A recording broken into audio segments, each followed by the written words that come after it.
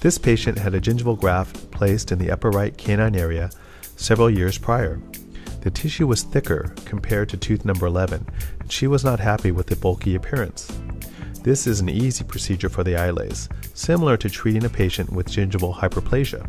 In a patient with excessive gum tissue covering the teeth, you would expose the teeth holding the tip perpendicular to the tissue, and then thin the thick tissue holding the tip parallel to the tissue.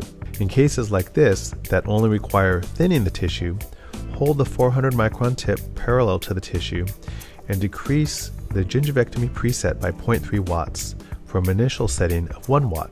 As you do more of these procedures, you will learn what settings work best in your hands and how to evaluate each patient's tissue type and thickness, and how both speed and position of the laser tip in relation to the tissue all have an effect on laser performance.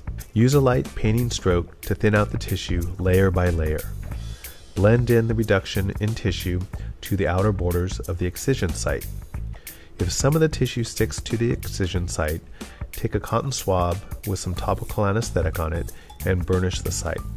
The iLASE removes excess tissue in a very precise and controlled manner.